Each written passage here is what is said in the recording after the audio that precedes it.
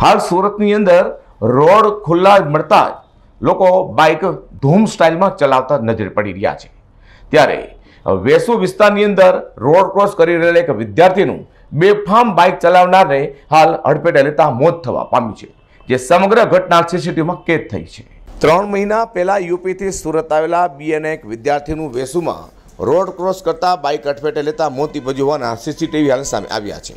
જોકે અકસ્માત પહેલા મૃતક હિતેશ રાય અને તેના મિત્રોનો કોઈ સાથે ઝઘડો થયોની ઘટનાએ પોલીસને પણ આશ્ચર્યમાં મૂકી દીધી છે।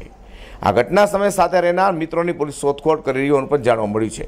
તો મૃતક હિતેશના પિતા આતિશ કુમાર એ જણાવ્યું હતું કે હિતેશ 3 મહિના પહેલાં યુપીથી સુરત આવ્યો હતો અને બીએના પ્રથમ વર્ષમાં અભ્યાસ કરતો હતો। હિતેશ ભેસ્તાન સિદ્ધાર્થનગરથી ઘરે કંઈ પણ જાણ કર્યા વગર મિત્ર સાથે નીકળ્યો હતો। ત્યારબાદ વેસુમાં અકસ્માત થયો હોવાનું પોલીસ પાસેથી જાણવા મળ્યું છે। ઇજાગ્રસ્ત હિતેશને એના મિત્રો સિવિલમાં લઈ આવ્યા હતા, ત્યારે સિવિલના ડૉક્ટરે જણાવ્યું હતું કે સારવાર માટે લાવેલા હિતેશના મિત્રોએ વેસુમાં ઝઘડો થયા બાદ બાઇક પર 3 સવાર થઈ હિતેશ મિત્રો સાથે નીકળ્યો હતો। ત્યારબાદ મારવિલા કોમ્પ્લેક્સ નજીક રોડ ક્રોસ કરતા એક અજાણી બાઇકના સવારે તેને અડફેટે લીધો હોવાનું પણ જાણવા મળ્યું છે।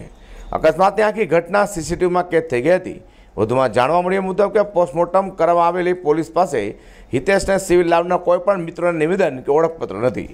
મિત્રોની પૂછપરછ થાય અને તેમના નિવેદન લેવાય પછી હિતેશના મોતનું કારણ જાણવા પોસ્ટમોર્ટમ લોકલ કરવું કે ફોરેન્સિક કરવું તે નિર્ણય લેવાશે। ત્યારબાદ જ મૃત્યુનું સાચું કારણ જાણી શકાય છે। અઝર કુરેશી, G10।